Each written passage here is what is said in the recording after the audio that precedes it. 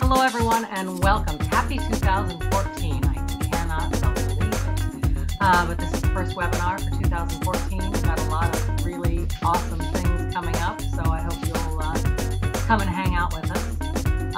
As always, today's webinar is being recorded and will be available with any luck this afternoon, a couple hours or so. If you have questions during the webinar, type them into the chat box. John is going to be able to see them so he can answer them or respond to them at that time if it totally doesn't mess up his feng shui, and if it does, we'll get to them at the end. And John, I think you said we expect this to go beyond 12. Typically our webinars are an hour, so if you have to bug out at the hour mark, no worries, because you can catch up on the last bit of it via the recording. So, also in the chat box is a coupon code worth 25% off the optional purchase of continuing education. Anything else? I think that's all I've got. I have really missed you guys, just want you to know. And I'm glad that you're here. Kelly, would you like to introduce John? Sure. So today we have Jonathan Robison. He holds a doctorate in health education, exercise physiology, and a Master of Science in Human Nutrition from Michigan State University, where he has been teaching for 20 years in the Nutrition and Physiology departments as an adjunct assistant professor. Dr. Robison is also an adjunct associate professor at Western Michigan University, where he teaches in the Holistic Healthcare program. He has authored numerous articles and book chapters on a variety of health-related topics and is a frequent presenter at conferences throughout North America. Dr. Robison specializes in health promotion and human behavior, with a particular interest in why people do what they do and don't do what they don't do. His presentations and workshops promote shifting health promotion away from its traditional biomedical control-oriented focus. His book, The Spirit and Science of Holistic Health, More Than Broccoli, Jogging, and Bottled Water, More Than Yoga, Herbs, and Medication, presents a radically new direction for health education and promotion. It is meant as a textbook for students and a guidebook for practitioners who wish to incorporate holistic principles and approaches into their work. He has served as co-editor for the journal Health at Every Size and has been helping people with weight and eating-related concerns for more than 20 years. He's one of the featured health professionals in the powerful documentary America the Beautiful 2, The Thin Commandments. Aside from his work, Dr. Robison's passions include his wife, Geraldine, music, humor, and arranging sports schedules for his 18-year-old son, Joshua. And we're really happy to have him here today. So, John? Thank you very much, Kelly and Michaela. I appreciate it. And welcome to everybody. Thank you so much for deciding to take time out of your busy day to spend this with us today. And I have actually seen a list of some of the people who are attending, and I saw some people that I recognize, and also some people that I don't recognize. But my guess is that some of the people here, for some of the people here, this will be fairly new. I know I can be a little bit difficult sometimes on the LinkedIn groups, especially with relation to claims about successful weight loss. This is something I've been involved in for a very long time, and I know that it seems like maybe I'm always just being negative and not really saying what we should do instead or what we can do instead. And so I want to take this opportunity to do that. So first I'm going to review sort of from a historical perspective the whole war on obesity and talk about it a little bit, the scientific philosophical basis, and then I'm going to talk about a different way of looking at things that's been developing for quite some time, and particularly a worksite initiative that we're always looking for people to partner with, and I'll talk more about that later. So again, for those of you who have not heard this approach before, it It's very likely that it will make you uncomfortable.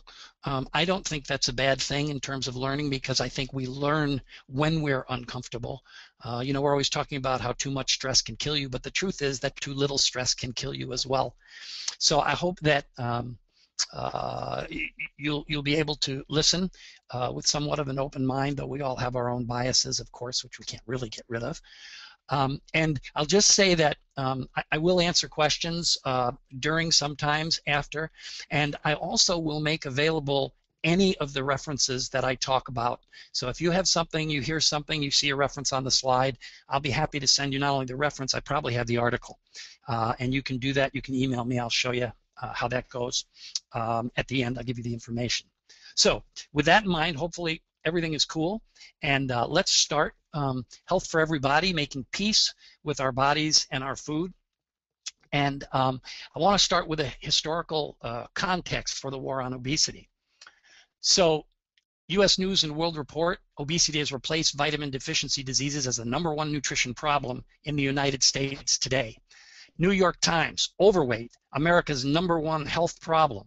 National Institutes of Health, normal Americans are now so heavy their weight is inducing excessive mortality. Never really been able to be sure what excessive mortality is. But nevertheless, for the rest of the decade, these dire warnings continued unabated. Scientists were unequivocal. Overweight shortened life, dieting and weight reduction lengthened it. Pleasingly plump was not just unfashionable, it was deadly. The question is, for the rest of the decade, what decade did all of these dire pronouncements come from? This decade, 2000, the 90s, the 80s, the 70s, the 60s. In fact, all of these came from the 1950s. We have been receiving the sort of mania scare tactics about obesity for a very long time. And of course, come up a little closer to present time, U.S. Surgeon General Dr. Richard Carmona, remember when he said, when you look at obesity, what I call the terror within, a threat that is every bit as real to America as weapons of mass destruction. A bit of rhetoric there perhaps, and of course we all know how dangerous those weapons turned out to be. More recently, the steady rise in life expectancy during the past 2 centuries may soon come to an end. Obesity may shave up to 5 years off the average lifespans in the coming years.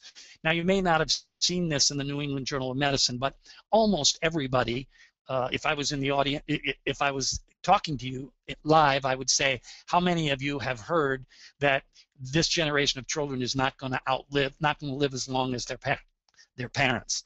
And most of you would raise your hands. And of course, this is a very scary thing. Interestingly enough, there's no evidence whatsoever to support this. And in fact, a month later after this came out, there was an expose in Scientific American called Obesity and Overblown Epidemic. Happy to make that available to you if you like. But what I want to focus on is they actually interviewed the 2 researchers who made these claims. And they said to them, hey, you're freaking everybody out here. Right? Our kids aren't going to live as long as we do, and so on and so forth. Where did you get that? Where does the data come from? And this was their response. These are just back-of-the-envelope plausible scenarios. We never meant for them to be portrayed as precise. The scientific explanation for that is we made it up. So what I want to suggest to you today is not that weight never impacts health. Of course, that would be a ridiculous statement. But what I want to say is that a lot of the mania about weight and health really doesn't have to do with health. It has to do with an obsession. Now, arguably, there are a number of different obsessions going on here for the moment. We'll just focus on the thinness obsession. And that obsession says that in order to be okay, sexy, healthy, etc., you have to be skinny, especially for women. And this obsession has spawned a tremendous prejudice against people who don't meet the current standards of body shape and size, which keep getting smaller and smaller and smaller, as we'll talk about. It has grown. It began in the United States as a result of unique confluence of social, economic, and political factors, and there are whole books written on this. Roberta Seed's Never Too Thin is probably the best one. I always tell my students the first day of class, if they take nothing else from my classes, they need to take that you cannot look at health issues separate from social, economic, and political factors. And this is so true when it comes to weight and health. It's supported by this obsession what we lovingly call the diet pharmaceutical industrial complex. Of course, the diet industry, the pharmaceutical industries, and fashion, cosmetic, fitness, media, all who have a vested interest in the status quo, i.e., got to be thin to be okay. And of course, I'm not saying all of these people are on the take, but there is a huge vested interest, economic interest, in making people feel bad about the way they look. And of course, the medical establishment has jumped on board with obesity as a disease, which I hope to show you makes no sense whatsoever. And then, of course, the government saying that somehow this is an epidemic and spreads like an epidemic does. In fact, we've even had articles in major medical journals talking about the fact that obesity can spread like a germ, which of course is utterly ridiculous. And again, I can send you the articles and the critiques of that if you like. So let's look at what is the premise of this so-called public health calamity. Well, there are three major premises. One, overweight leads to premature death. If you're fat, you're going to die young. Overweight increases risk for disease. And weight loss improves health and longevity. So these are the three major premises. And what I would suggest to you is that if a very close look at all of the literature will turn up the fact that all three of these are not supported by the literature, and in some cases are directly contradicted by the literature. And I want to go through that very briefly and very quickly here, and again, I'll make all the supporting literature available to you. Before we do that, we got to talk about this word. What does this word mean? Well, if we go by the international guidelines now, of course, we use the body mass index, weight in kilograms divided by height in meters squared, and you're all aware, I'm sure, these are now not only the CDC but also the World Health Organization, and these are the guidelines. So I usually ask when I'm talking to a live group how many people know your BMI. Usually about a third to a half raise their hand, and my suggestion would be that the people who don't know it are probably better off, and I want to talk about that a little bit. So the latest BMI guidelines, all adults with a BMI of 25 or higher are considered at risk. So that's somewhere in the neighborhood of 64-65% of the adult population, or 100 million Americans. If you are at risk, you need treatment. So if you're below 25, you don't need any treatment. This isn't age, by the way. 25 to 29.9, diet, exercise, behavior modification. 30 or greater, you are the drugs, all of those interventions plus the drugs, and 40 or greater, all of those interventions plus the surgery. So that's where we stand. Let's look at this body mass index thing a little bit more. And many of you are aware of this, some maybe not. It doesn't predict percent body fat well. It doesn't predict fitness well at all. It doesn't predict blood pressure, and it doesn't predict mortality or morbidity very well. Some of the reasons for this are it doesn't take into account gender, it doesn't take into account ethnicity, it doesn't take into account age, and it doesn't take into account muscle mass. Now this is the one you hear about so often, though it's not necessarily the biggest one, but it is an important one. And so I put together this chart of BMIs of people that we know and their weight status. George W. Bush, 26.3 overweight, considered by the medical profession to be one of the healthiest presidents we ever had, at least physically. Will Smith, 27. Yao Ming, basketball player, ex-basketball player, overweight. I usually need to apologize to the women in the audience for this next one. And if you could register an answer like people do when we're doing it live, I always say, would you date him anyway? And usually I get a resounding yes on that. Johnny Depp, getting real close. And then we have Matt LeBlanc. For the younger audience, this is Joey from Friends. Tom Cruise. Shaquille. I'm certainly not going to be the one to tell him. Arnold Schwarzenegger. All right, so what about health and the body mass index? Because that's what we're really interested in here. This is from the Quarterly Journal of Medicine, which is one of the medical journals in Britain. By the way, we have exported the mania there. And they said that although BMI is a generally convenient measure, it lacks a theoretical foundation and may be compromised by ethnic, cultural, or lifestyle differences. So the measurement that we're using to measure what is supposedly the worst health problem we have doesn't have a theoretical foundation. Should we be concerned about that? Why doesn't it have a theoretical foundation? Well, it was invented or created back in the mid-1800s by a man named Quetelet, who happened to be a Belgian mathematician, statistician. He was not a health professional, nor was he interested in health. He was interested in what they call social physics. And social physics is taking population data and mathematizing it, if you will. I'm sure I made that word up. So you remember when they used to say Americans have 2.3 kids on average? So that's what he was doing with this. Nothing related to health whatsoever. Ansel Keys took this in the 1950s, and he took it over and just changed the name of it to the body mass index. I don't know how you get away with doing that, but he did it. He was still interested in population data. So when people, you hear this all the time, well, is BMI a good measure of health? That's really not the right question. The right question is BMI a measure of health? The answer is no. Neither scientifically, ethically, and certainly not mathematically. It is not a measure of health. Well, if you don't want to take my word for it, I would suggest looking up an article. You can just Google this. Do you believe in fairies, unicorns, or the BMI?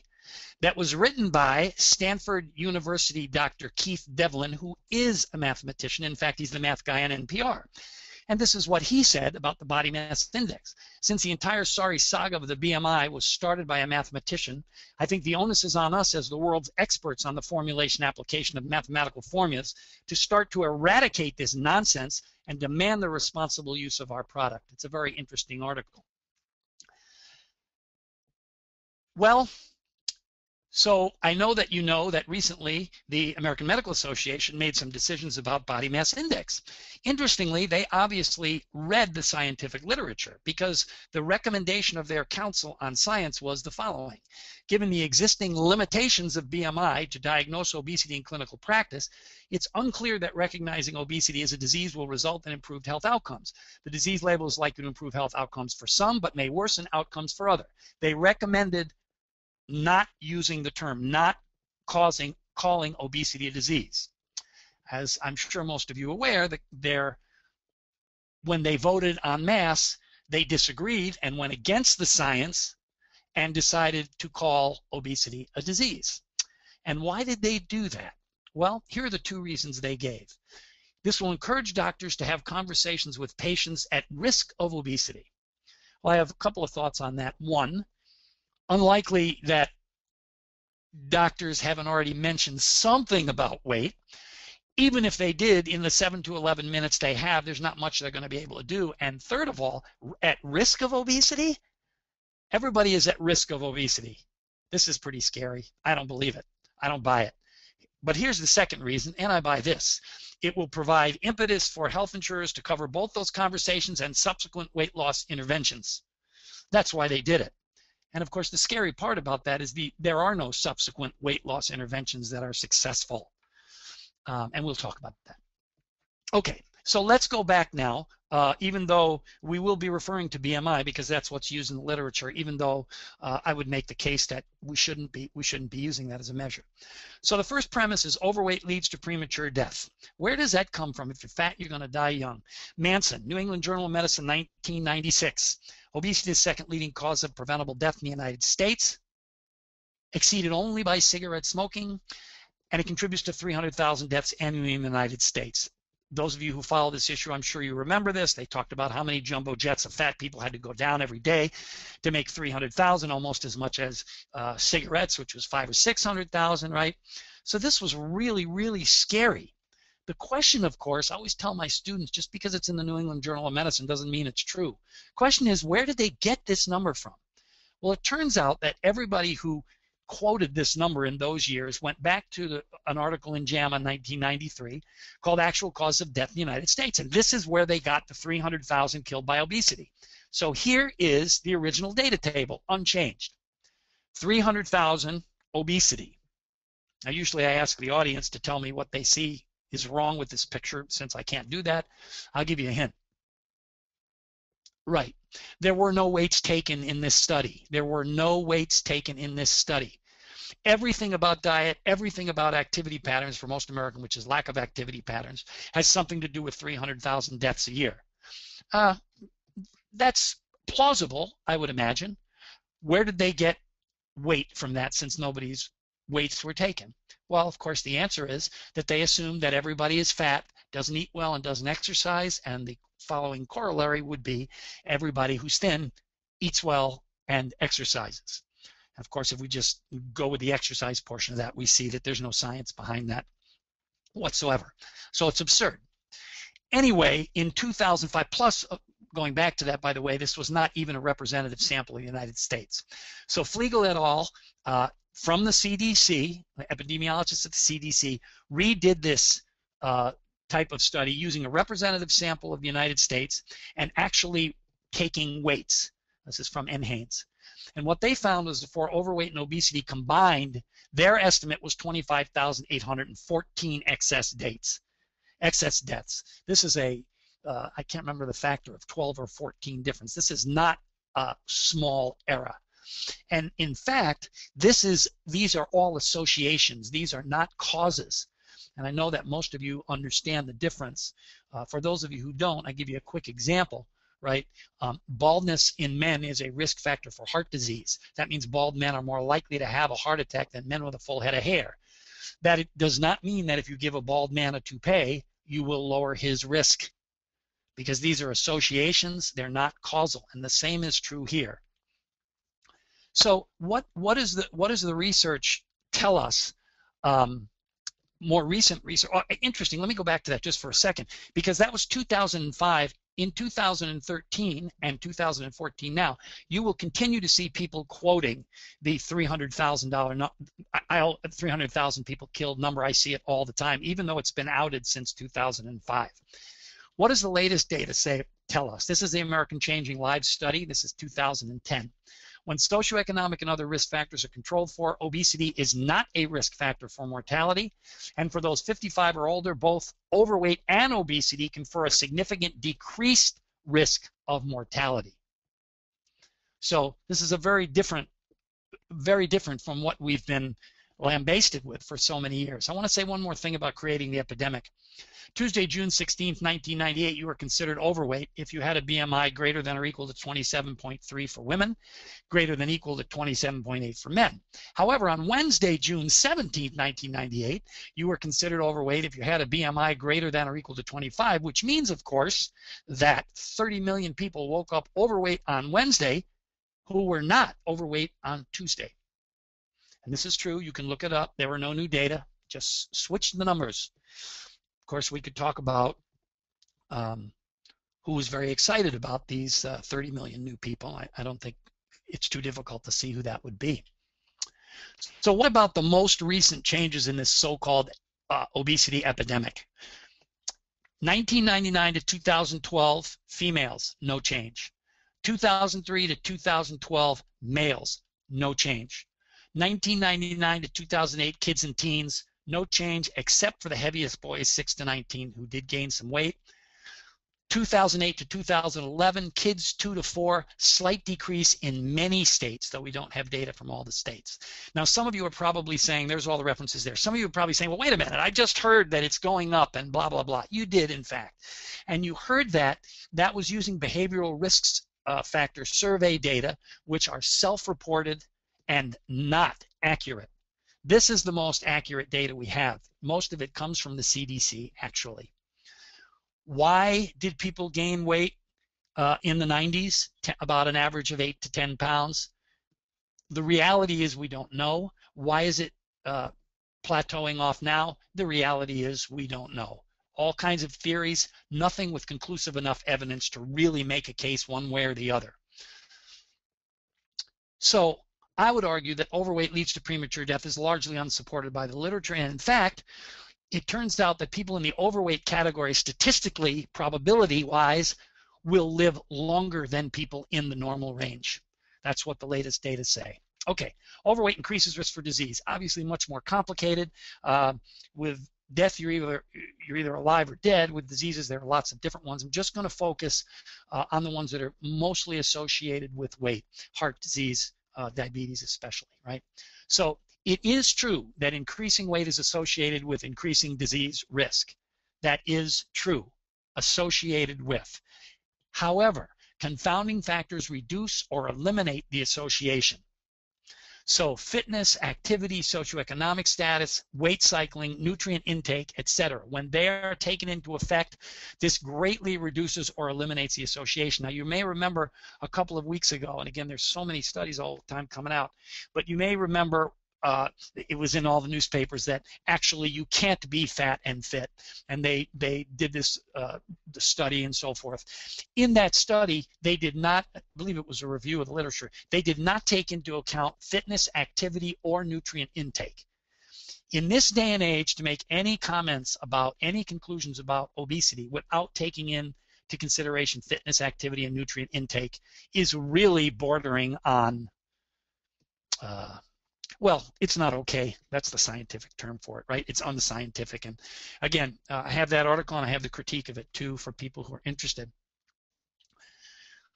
Let's talk, excuse me, getting over some coughing. Let's talk about weight loss and diabetes. So I ask people when we're live, for people who work with people with type 2 diabetes, if you have a fat person with type 2 diabetes and they lose weight, will their diabetes get better? And the proper answer, and I've done this with diabetes educators as well, the proper answer is sometimes. And so what we find is when it happens, improvements are usually seen in the first few days before much weight is lost. And I usually say to people, listen, what is the easiest way to lower your blood glucose? And I made the mistake one time of talking to a room full of diabetes educators, and I said, what's the best way to lower your blood glucose? And I got in all kinds of trouble. When you hear the answer, you'll see why. The easiest way to lower your blood glucose is to not eat, skip a meal. However, that's not the best way, and they reminded me of that quite vociferously.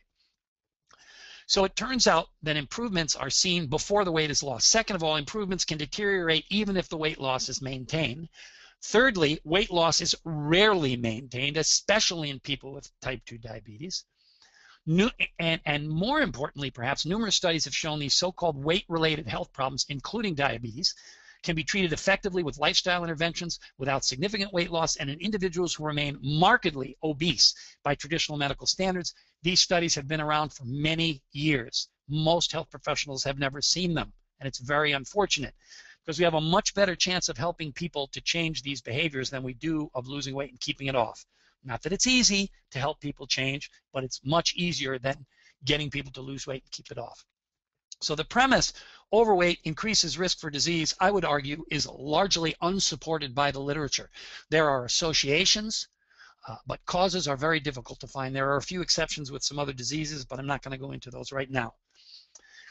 Finally, the last premise is weight loss improves health and longevity. Now, this should be the easiest one to prove, right?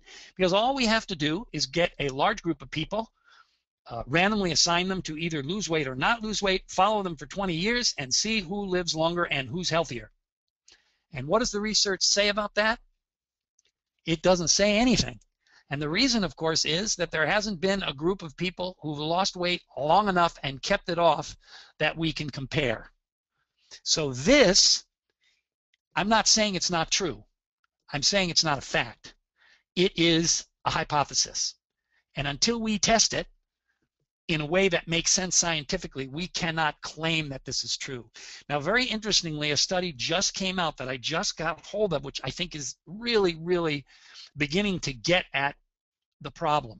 And this is the study. It was out middle of this year, 2013. I just found it yesterday, actually, the day before. And what they did was, you know, there aren't very many long-term studies with weight loss. They took ones that were 1 or 2 years in length, and they looked at not only weight loss, but they looked at a lot of health parameters to answer potentially this question, health and longevity. And here's what I'm not going to go through the whole study, but here's what they found. The ultimate goal of diets is to improve people's long-term health rather than to reduce their weight. Of course, this is what everybody says, right? Well, I'm really doing it for health reasons. Our review of randomized controlled trials of the effects of dieting on health finds very little evidence of success in achieving this goal. Blood pressure, cholesterol, diabetes, all of those kinds of things. Very little evidence. Their conclusion was if diets do not lead to long-term weight loss or long-term health benefits, it's difficult to justify encouraging individuals to endure them. Of course, some of us have been saying this for 20 years, but it's nice to have it come out in the literature.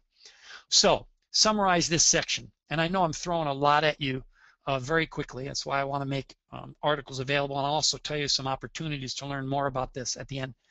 Exaggerated effects of weight on health. There's no evidence of weight loss sustainability anywhere. But what I want to talk about now is what doesn't get talked about. That our prime directive for our profession is not. It is not to get people to lose weight. It is not to get people to change behaviors. It is first, do no harm.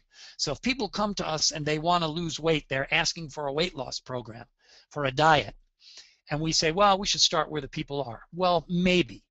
But if we believe, and if the research supports that we could actually be doing and may likely be doing harm, I think we have to think about this twice.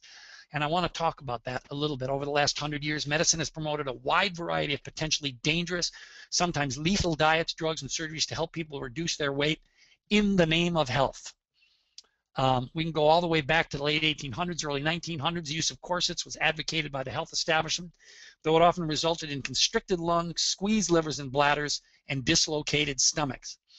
Now, of course, this wasn't done to women to lose weight per se. It was done to women to make them have the hourglass figure, which was what was deemed to be important, sexy, healthy for women back then.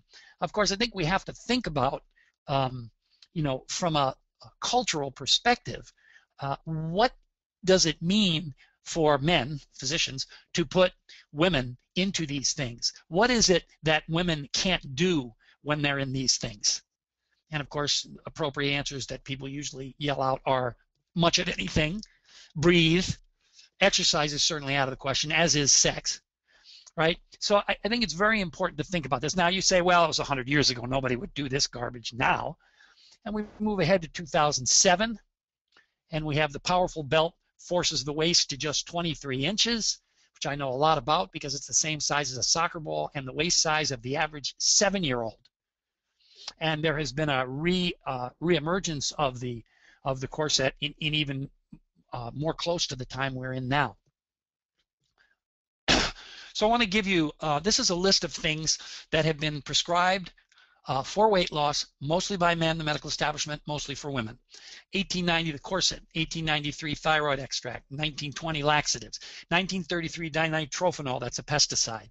1937, amphetamine, you know what that is. Atropine and digitalis are heart drugs. 1957, HCG. Of course, we've seen the resurgence of this. This is human chorionic gonadotropin. You can buy it online.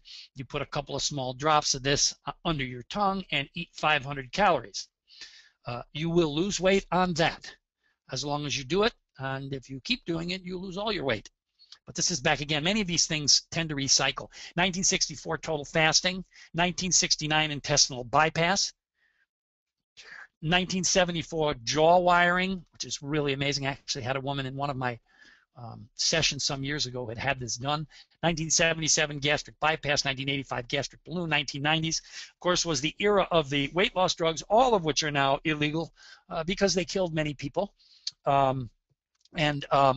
say that, sounds like I'm saying it lightly, but it's really tragic. Dispensing with the Truth is the name of the book if you want to read about what they knew about fen-phen, what the companies knew about fen-phen. The good news is, if anal leakage is something you're interested in, you can still get it now over the counter as Ally. And Ally is Zeneca, which is not available anymore. Let me read you the side effects here.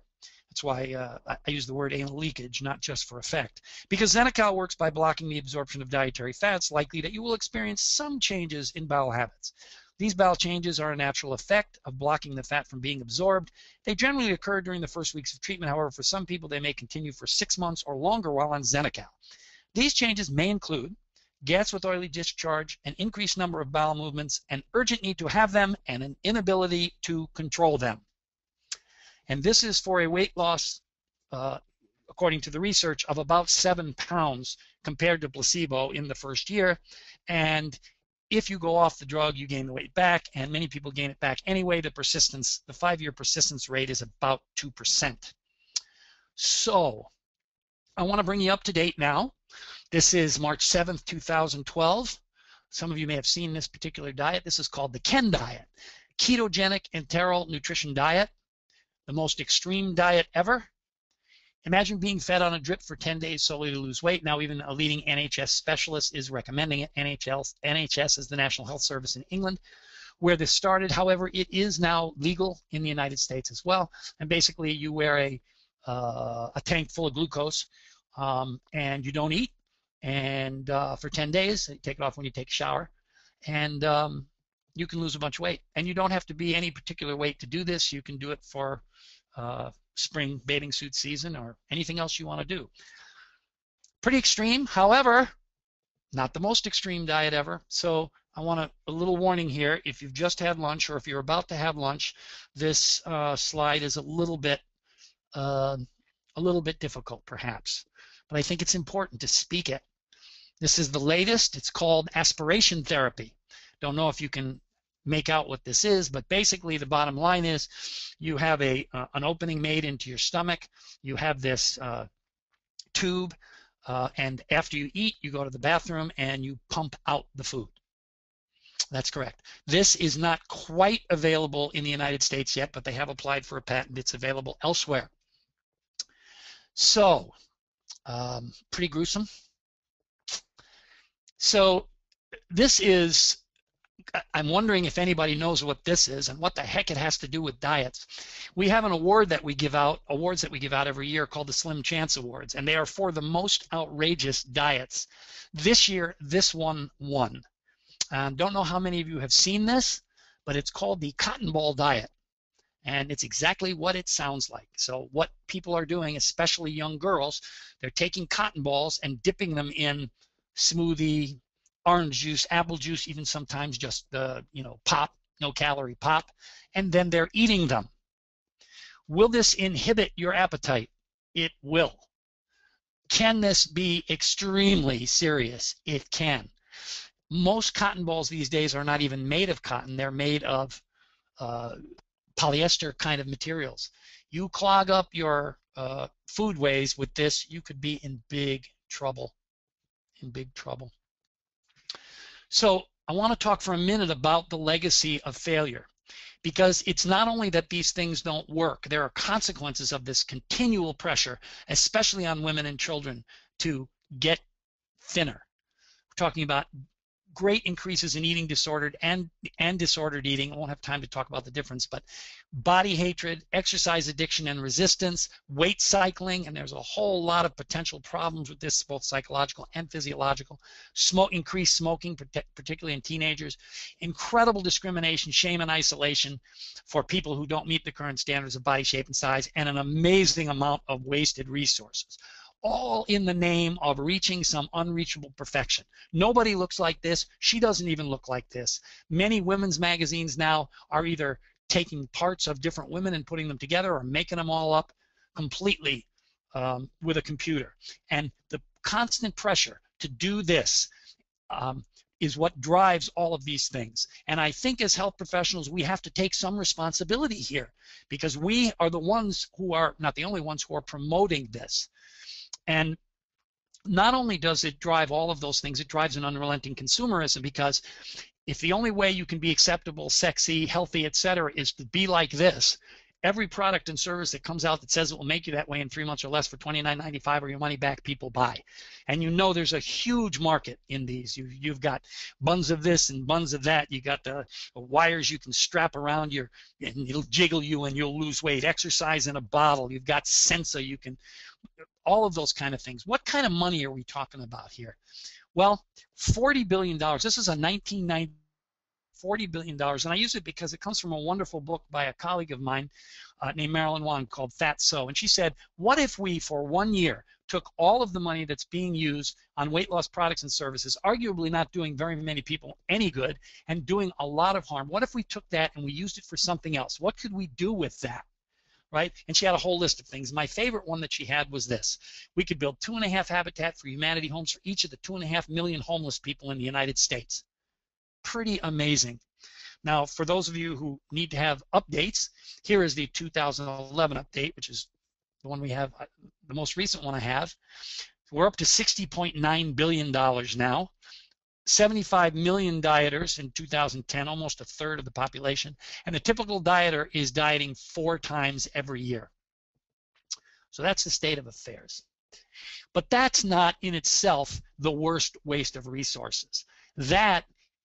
This is Exhibit A for that, right? This is a label from a Gap store that was stolen from the Gap store by one of my students. They didn't steal the clothing, just the label.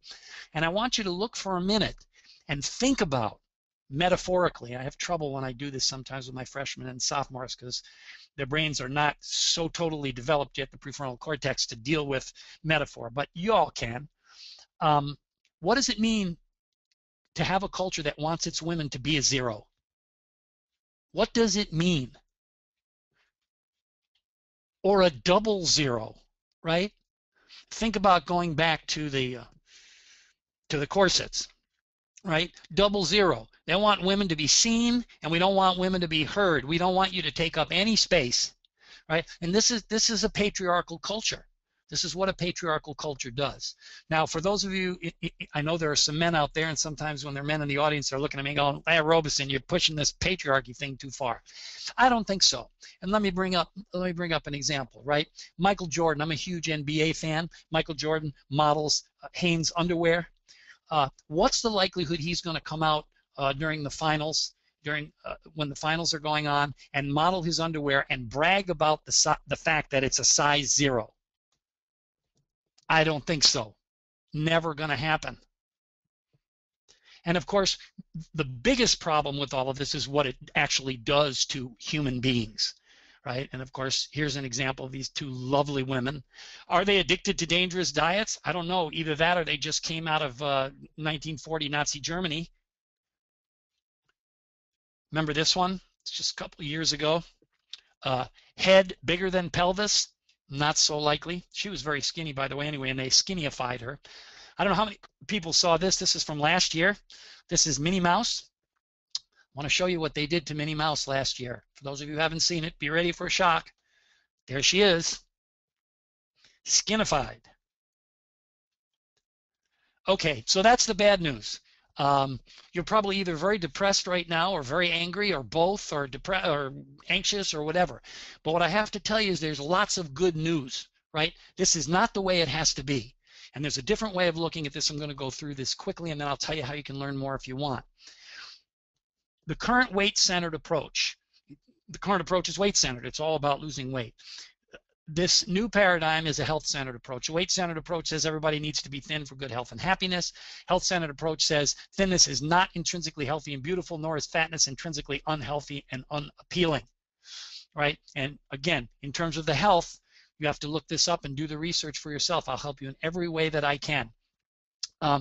As far as intrinsically beautiful, we know that weight is largely culturally determined. I mean, if you go over to Asia, everybody wants to have white alabaster skin.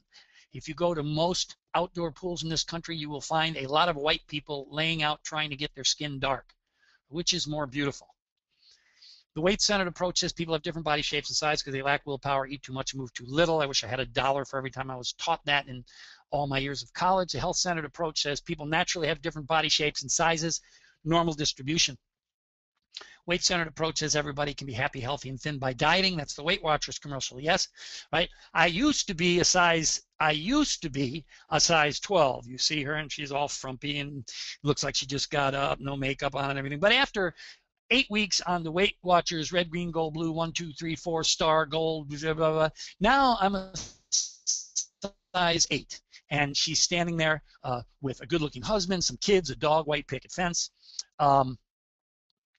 The health-centered approach says, wait a minute, dieting usually leads to weight gain, decreased self-esteem, and increased risk for disordered eating. This is what the research says. People who diet get bigger and bigger and bigger and feel worse about themselves. The goal in the weight-centered approach is weight loss. The goal in the health-centered approach is improved health. And as I said before, up until recently, we didn't have much data other than anecdotal to show that weight loss programs not only don't result in weight loss, they also don't result in improved health, and now we're beginning to get that. Why not a weight loss goal? For the reasons we've talked about. The ill effects of weight on health have been greatly exaggerated. The relationship of weight loss to health is questionable. Weight loss is not a sustainable outcome for the vast majority of people. Health can be improved without weight loss. There's growing evidence that promoting weight loss violates the principle of first do no harm. And the weight loss industry is really a weight cycling industry. We do not have a weight loss industry in this country. We have a weight cycling industry. That's how they make their money. So what is a healthy weight then? What we say is, if people are eating in a non-restrictive, internally directed way, normal, intuitive, mindful, if they're moving in a reasonable, enjoyable, and sustainable way, they will reach a healthy weight. Life first, weight second. People say to me, well, wait a minute, Robison, are you saying that all people are currently at their most healthy weight? As my 18-year-old would say, hell no. Are most people eating this way and moving this way? No, they're not. If they do that, they will reach a weight that is comfortable for them. Will everybody be under a body mass index of 25? That's about as likely as everybody leaving this webinar under the age of 25. It's not going to happen. Moving towards normal eating, mindful eating, and physical activity will produce a healthy weight. What we know for sure from the research is that focusing on weight loss leads to weight cycling and increased weight in most people. The exception are people who have serious eating disorders who are able to keep that weight off long term, and eventually some of them die. So we call this approach health at every size. There are three major components. Self-acceptance, feeling good about self, is the first one. So let me go back to this for just a second. We say that just like people shouldn't be judged on the basis of color, creed, sexual preference, etc., they shouldn't be judged on the basis of size and shape. And of course, we know that is not the case in this country. I'll show you some recent, very scary research.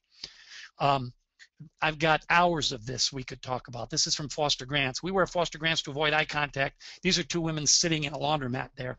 We avoid Foster Grants to avoid eye contact with the lady folding the incredibly huge panties. Really? And then there's this one from one of my favorite organizations. This is from Wellcoa. This is a weight loss manual because your employees need help with leading healthier lifestyles. Really? What does this man's butt crack have to do with his health? Right? And how do we know he's not healthy?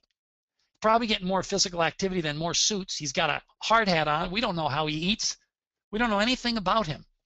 You know, when I mentioned earlier, I tell my classes about always making sure that you consider the cultural and social context. I would ask you this question. What's the likelihood that somebody in a three-piece suit, a white man in a three-piece suit, would be in this picture?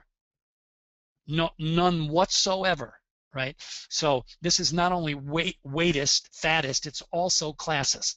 And if you look at the history of the development of the obesity mania in this country, you'll see it's very tied into class. I can recommend some books if you want to do that. So anyway, the latest research on weight discrimination, this is from Yale. Among all adults in the study, weight discrimination was more prevalent than discrimination due to ethnicity, sexual orientation, and physical disability.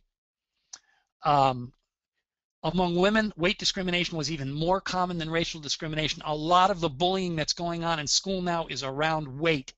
And the things that we're doing in health promotion and health education are making those things worse. Posters saying we have to get rid of obesity. Posters of kids, the stuff they did in Georgia. I can talk more about that if you like at the end. So the first part of health at every size is self-acceptance, feeling good about self, helping people to feel better about themselves. The bottom line here, without going into a lot of detail, is, and this is true for all of health promotion, we are not going to help people to be healthier by making them dislike themselves and hate themselves. It's not going to work. Think about it. You take good care of people you like. If you like yourself, or at least don't hate yourself, you're much more likely to take better care of yourself. Second part is movement, being comfortably active. You know, as I said, movement, not exercise. Exercise is not necessary for good health. And I have a PhD in exercise physiology. I'm comfortable saying that. Movement is very important. Imagine in your mind's eye for a minute a very elite female athlete. Holds more records in her sport than anyone else in the world. Imagine her. Picture her. How many of you pictured Lynn Cox? Holds a record for swimming the English Channel. She even swam the Bering Straits between Russia and Alaska. I wouldn't even go over that in a boat. She has very good VO2 max. She would be in the doctor's office labeled as morbidly obese. What does the research say on fit and fat? The real research, right, from Stephen Blair. This is 2011. The oft-cited conclusive evidence that obesity decreases longevity comes from epidemiologic studies of BMI and mortality without adjustment for fitness. Obese men and women who are fit are at no higher risk for CVD and all-cause mortality than their normal weight and fit counterparts. Well, it's only one guy. He's done more research on this than anybody else in the world.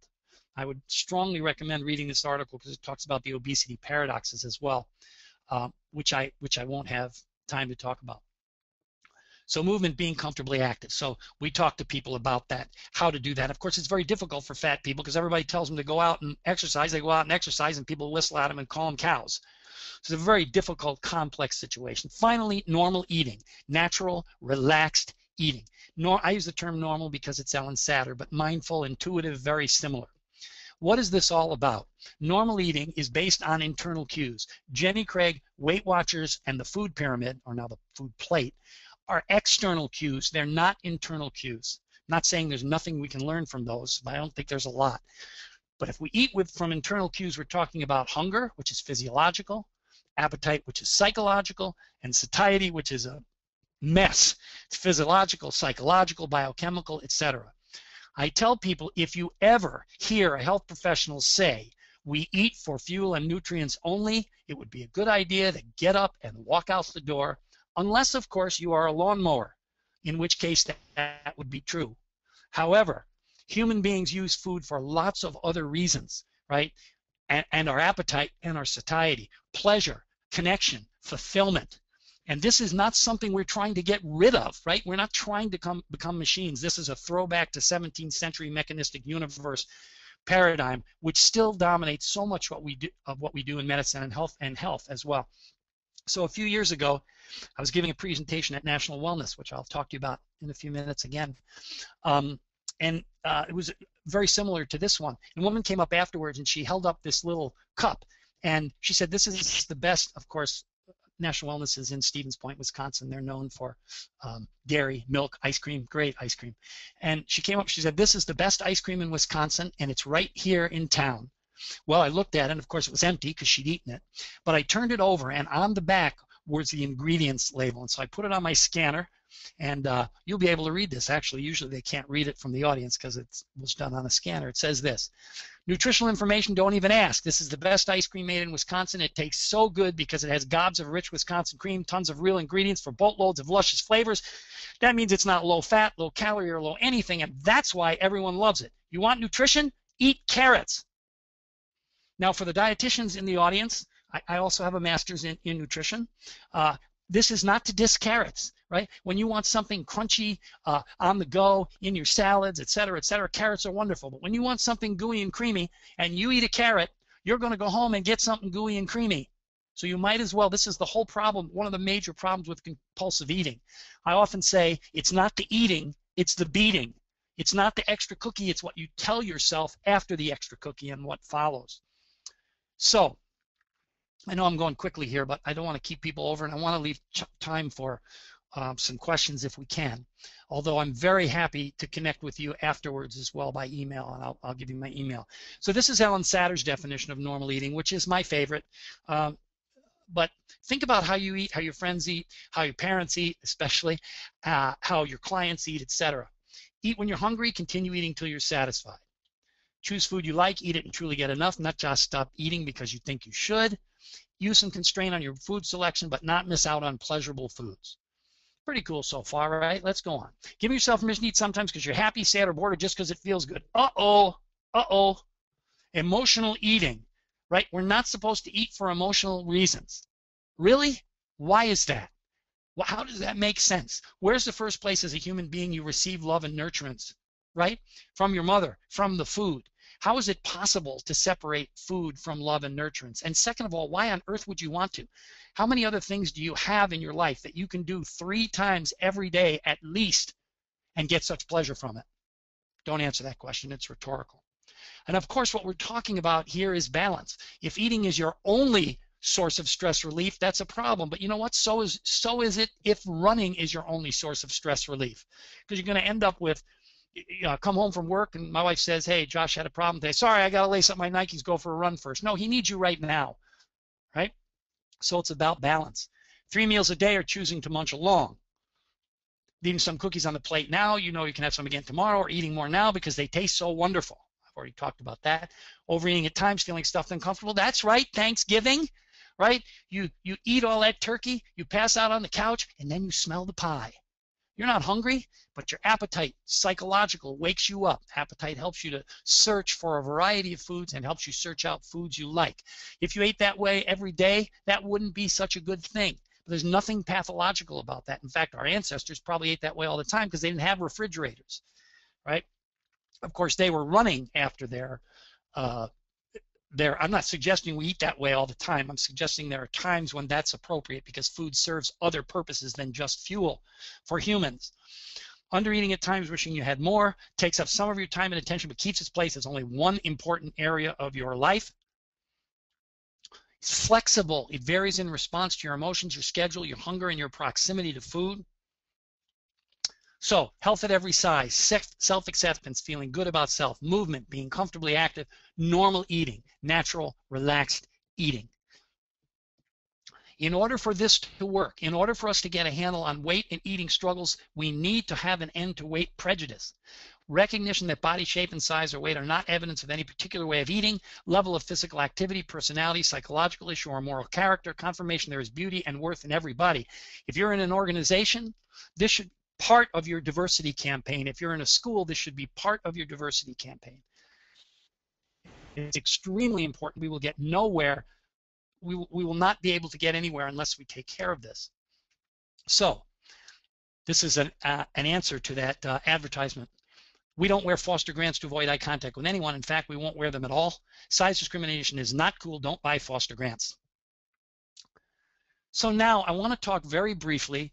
I've talked much on LinkedIn about the weight loss programs at the worksite, which are a complete disaster and a complete failure. As D. Eddington himself has said, that quote in the beginning of the introduction about weight loss money is money down the toilet comes directly from D. And he will tell you that he said that and stands by it because I talked to him about it. So we created a number of years ago, actually, this program for the worksite, which is focused on a health at every size, a health-centered approach. It's called Health for Everybody. It's a 10-week program on-site based on the principles of health at every size. It offers employees an alternative evidence-based approach for making peace with food in their bodies. It is based on the original randomized controlled trial, which I'm happy to send you. There have now been 9 of them. And of course, being a child of the hippies, I had to add the peace sign. Just want to give you just a brief introduction. There are 10 weeks. We talk about the current research on dieting, weight, and health, examine the social and cultural pressures to be thin, especially for women, discuss the health consequences of body hatred. We talk about improving body acceptance and self-esteem, pleasurable movement, fit at any size, reducing disordered eating and eating disorders with mindful, intuitive eating, health benefits of relationships and social support, managing stress, mindfulness, meaning and excuse me. Meaning and purpose. Let me take a little drink here. Improving health in the presence of a chronic condition and solidifying and protecting improvements. This is not a health education program. It's not a therapy. It's somewhere in between. It's a therapeutic process. And what I love about it, and I know I've talked a lot about this, the worksite thing that's going on, it's one of my other passions. It's intrinsic. Nobody is forced to do anything. It's all about relationships. It's all about social support. It's a culture of inclusion. It's not just for fat people. We've had people of all sizes, shapes, etc. It's evidence-based. Oops, let me go back to this. This is what, and I hope to actually do another webinar on what's going on in the worksite. I know we did one where there were 4 of us, but I'd like to do one on my own. This is what all of our programs should look like. They should all be intrinsic. They should be about relationships, social support. They should be evidence-based, and they should be inclusive. And if you look at what's going on in worksite wellness now, that's not it. So I just want to show you what a couple people said about this. I feel empowered to make healthy choices for my own, not to fulfill others' expectations. A lot of the weight, pun intended, was lifted off me with it removed. I was able to examine what I wanted from life. It turns out that I don't care so much about my weight, but I fervently care about being active and healthy. The series shifted my focus from unhealthy weight-obsessed practices to pleasurable eating, movement, and mindful eating. I would wholeheartedly recommend it. And I can tell you from experience, the last 25 years of running these programs, from behavior modification now all the way to this, that if you are weighing people, your program is about weight. You can't take the, especially women, you can't take the focus off weight unless there's no focus on weight. Can't do it. This one I love. She said, if I were offered tomorrow, I would sign up again for it exactly as it is. It was really an amazing experience to go week after week. I really think the fantastic part was of doing things based on what feels good and right, lack of focus on expectations. But here's the part I like. I feel like the company really offered something innovative and outstanding, right? The company did this for me. This is what we want our worksite programs to do. It's much more important than whether they get their cholesterol checked or whether they have their, they're taking an HRA. This is what we want. If we're looking for engagement, not participation, we want people to feel this way about the company. So that's that. The last thing I want to say, and then, boy, I almost made it in an hour. Unbelievable. Sorry about talking so fast. That's Jews from New York tend to do that. I've only been living in Michigan for not long enough, I guess, to get rid of that totally. For people who are turned on by this and really want to learn how to do this, let me go back for 1 minute. If anybody's interested, we do not sell this program. We do not give this program. We partner with this program. Looking for organizations, we've been partnering with law firms, hospitals, whatever, looking for people who want to partner to bring this program to their company, to their organization, to their community, whatever. If you're interested in that, contact me off-site.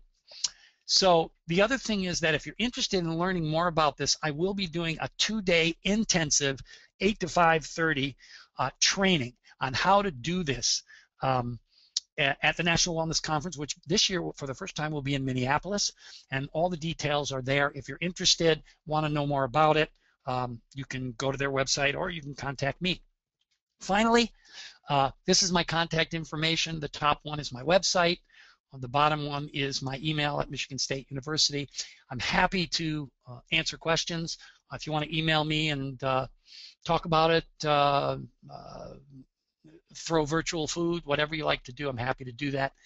Thank you very much for sitting in, and I will take some questions. It doesn't look like, I can't tell if there's any questions here. If you wanted an article, please email me and tell me the article you want, and I will send it directly to you rather than sending a million articles to Michael, for which she'd probably hit me over the head. I would never laugh over the head. You wouldn't? No. So no. I don't know how many people are on or what's going on, but I'm happy to take questions either. Well, actually, amazingly, no one has left. Which is that's really pretty remarkable, because almost always, people have a phone call or something, pulls them away. Hey, Canada. I heard from Canada. Yeah, but so listen. The answer to that is absolutely. In fact, we have done some of this in Canada. So if you're interested in that, email me off-site. We'll talk about it. I have some interesting stories from Canada. What do you think of the Edmonton sorry. I was just going to ask you if you could very quickly, because Ashley had asked, you mentioned something about something in Georgia, and she had asked specifically if you could talk about that, a campaign. Yeah, this was, I have, in my longer workshops, I have all of those slides. I had a bunch of slides. What they did was they hired a bunch of fat kids who had no health problems whatsoever, and they put up these huge posters about, I have my father's eyes and his diabetes, and they were horrible, and we actually mounted a campaign against that. And I'm happy to share all of that with you if you want to. I don't have the slides here. But what I'm saying is that when kids hear that you want to end obesity, they think what they hear is you want to end them. That's what they hear, and we've simply got to stop doing that. And the way to stop doing that is to help all kids to be healthier. All kids, physical activity, exercise, and of course all of the other things that holistically go into that. let me get back to the. So can I just read the question and then answer it? Is that Yeah, okay? yeah, sure. Okay. Sure. Okay. So what do you think of the Edmonton model of obesity? It's an improvement. Um, the person who created that has his feet in both paradigms. Sometimes he talks about health. Sometimes he talks about weight. I can talk more about it with you if you like off. I think it's an improvement, but it still has a long way to go. I don't think it's anywhere near as good as this model. Can you tell me more about your partnering process to offer this program at the workplace? I would really like it if you could contact me, because it's a little bit lengthy and it depends on the situation, and I want to make sure I get to as many questions as possible. Email me. I'll be happy to send you information or talk to you over the phone if you want to too, either way. How do you measure the effect of this approach? Is good question. Okay, so I mentioned that this approach was taken from a randomized controlled trial, which was published in International Journal of Obesity and Journal of American Dietetic Association. I can send that to you. We then took it and ran it in a hospital in Mason City, Iowa, and we measured a bunch of parameters. Of course, the university study, they measured everything under the sun. We measured some of those things as well. What we measure will depend on the organization. Some organizations don't want anything measured like that. Those quotations, that was from a big law firm that we've been doing all over the country. Some people want it measured. We can measure whatever you like to measure. Other than weight, of course, that we will not measure. I hope that helps. I'm not sure you thought I was in Canada, but I'm in Chicago. Is that easier to travel to? Oh, I thought it said, do you offer this program in Canada? Okay. Chicago? Oh yes, absolutely. That's we've done this program all over the country, all over California, Washington, Florida, everywhere. We can do it anywhere you want. And again, I'll explain to you how that works, because we have experts all over the country. They will run the program the first time, and I will pick them. And then we go on and we can train people at your place if you want, and so on and so forth. But I've had offers from people to buy this program to make money, and I have said no, and will continue to say no, because we don't want anybody running this program that doesn't have, I don't think anybody's run it that doesn't have decades of experience in not only this approach, but also in process-oriented groups. This is not a smoking cessation program. Lots of other stuff comes up, and people have to be ready to handle that. Is facilitating cooking classes for all age groups a good idea? No one even cooks anymore. You could probably eating a variety of food. Yeah, absolutely. Absolutely. Especially with kids. Just don't go to good food, bad food. Don't go to yellow, green. Don't go to any of that stuff. Just cook. Enjoy. Absolutely. Do you have materials for the program the facilities get to keep? Yes, absolutely.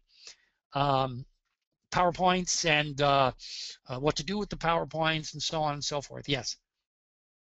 Wow, I think I got to all of them so far. Is that the last one you have on there? Yep, that is it.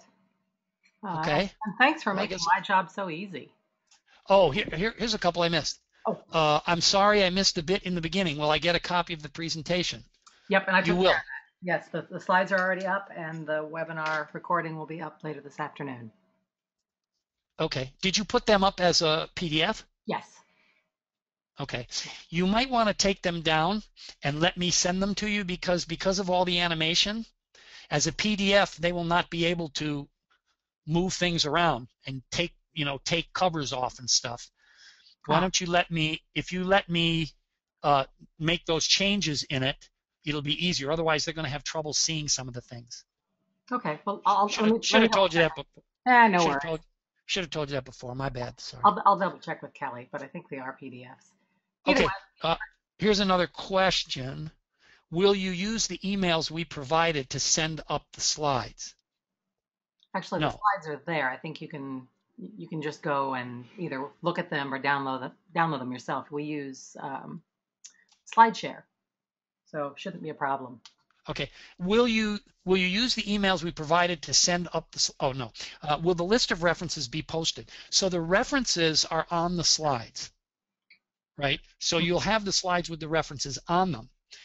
If you absolutely can't get those references, I mean, try. If you can't, I'll send them to you. And if there's something on a slide and you're going, wait a minute, I don't see a reference there. I need a reference for that. Email me. I'll send you the reference. Awesome. if that makes sense. And then the last question says US.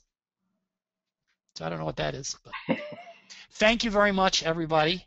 And thank you, John. Yeah. It was great having you, and I would love you to come back and perhaps do some other stuff. Because Yeah, I'd love to do that. Have some ideas. We'll talk about it. Super. All right. Well, thank you, John, again. Thanks everybody for being here. Have a great week and come back soon. Bye-bye. Okay. Take care, y'all. Bye, John. Bye-bye.